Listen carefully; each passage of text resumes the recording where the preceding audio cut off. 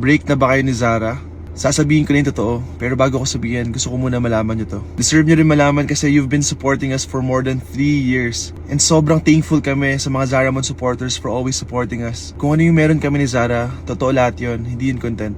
We started as friends. Nagko-collab lang kami sa TikTok and I really liked her. Bigla naging best friends kami and then naging lovers. Sa totoo lang, marami nagbabash sa amin. Ayaw nila together kami kasi meron kaming 15 years na age gap. Ang dami namin bashers pero di kami nag-focus doon. Nag-focus lang kami sa pagmamahalan namin. Sobrang saya namin ni Zara. At sure na ako kay Zara. Sa sobrang sure ko sa kanya, last October bumili na ako ng engagement ring. Sobrang excited na ako kasi nahanap ko na yung mga kasama ko habang buhay. At plano ko talaga mag-propose nung Christmas. 3 years na rin kami nag-live ni Zara at sa sobrang pagmamahalan namin, nabuo namin sa Sapphire. At nung dumating sa Sapphire sa buhay namin, grabe, sobrang saya ko talaga. And pinaka best feeling ever is to be a dad. Pangarap ko kasi mag-start ng own family and to be a dad and to be the main provider ng family na yun. Sobrang mahal ko si Zara at si Sapphire. Plano din namin ng January, bibili kami ng dream house namin.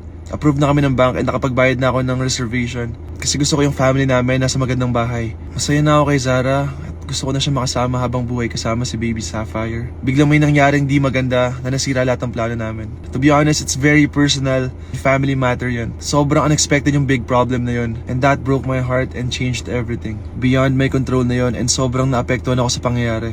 Na kailangan kong mag-seek ng professional help and mag-therapy. This is very serious for me and sobrang na-depressed talaga ako. Sabi ng psychologist ko, may PTSD daw ako and kailangan ko mag-antidepressant everyday. Kinailangan ko na talaga ng tulong kasi naapektuhan na ako mentally dahil sa bad experience na yun. Sobrang personal kasi yung nangyari kaya bawal namin sabihin. One thing is for sure, I will always help Zara provide and take care of baby Sapphire. Always ako nagpo-provide kay baby Sapphire. And I'm sorry Sapphire kung nasira yung family natin. Di kami pwede maging together ng mommy mo dahil sa nangyari. But we will love you unconditionally and we will always give you a beautiful life, okay? Daddy's always here.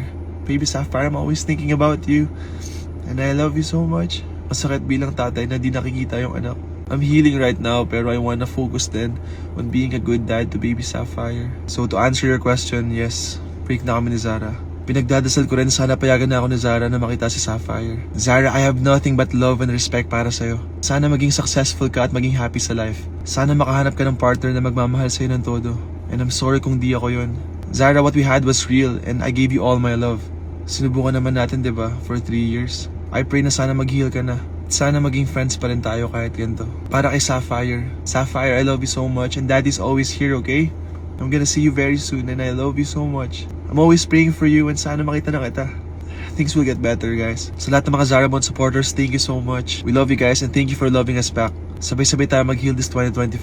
Kung may pinagdadaanan man kayo, kaya niyo yan. Kami kinakaya namin. Depression is not a joke. Things will get better. Always pray to God and know that He has an amazing plan for you. I love you guys.